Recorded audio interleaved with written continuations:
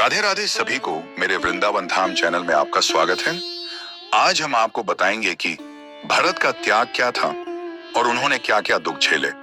रामायण में भरत त्याग, प्रेम और भक्ति की प्रतिमूर्ति माने जाते हैं। उनके जीवन का एक ही उद्देश्य था, भगवान श्री राम की सेवा और उनके आदेश का पालन। जब माता कैकेयी ने अपने पुत्र भरत के लिए अयोध्या का राज सिंहासन मांगा, तब भी भरत ने इसे स्वीकार नहीं किया।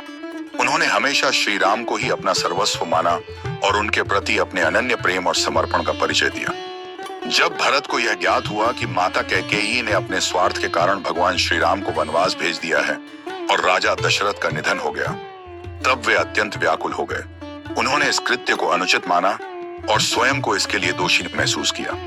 उनका हृदय राम के प्रति अगाध प्रेम से भरा हुआ था।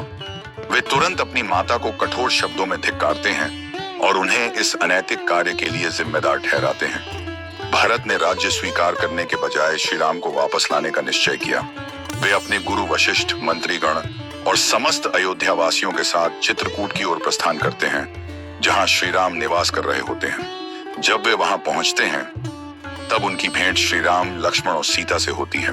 वे श्री राम से निवेदन करते हैं कि वे अयोध्या लौटकर राजा बने, क्योंकि वही अयोध्या के वास्तविक राजा हैं। श्री राम अपने पिता की आज्ञा को सर्वोपरि मानते हुए नहीं रहने का निश्चय करते हैं। वे भरत को समझाते हैं कि धर्म और सत्य का पालन करना उनका कर्तव्य है।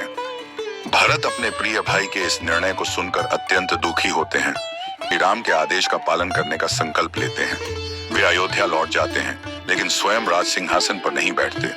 वे श्री राम की चरण पादुका को सिर पर धारण कर उन्हें ही अयोध्या का वास्तविक शासक मानकर नंदीग्राम में तपस्वी जीवन व्यतीत करने लगते हैं। भरत का संपूर्ण जीवन त्याग और भ्रातृ प्रेम का अनुपम उदाहरण है।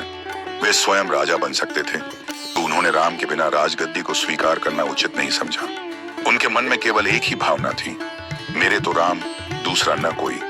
उन्होंने अपने व्यक्तिगत सुखों का त्याग कर केवल अपने भाई की सेवा को ही अपना परम कर्तव्य माना।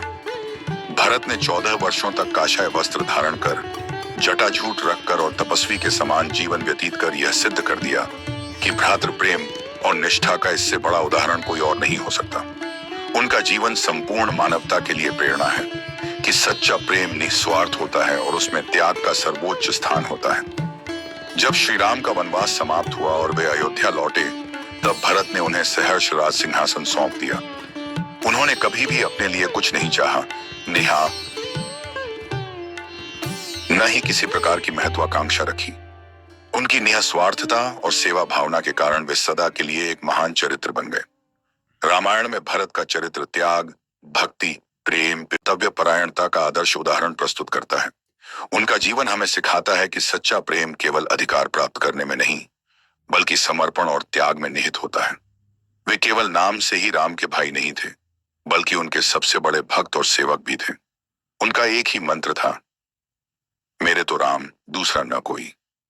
आपको मेरी वीडियो अच्छी लगी हो तो इसे लाइक करें, शेयर करें, सब्सक्राइब करें और नोटिफिकेशन बेल दबाना ना भूलें, ताकि मेरी वीडियो आपको टाइम पर मिलती रहे।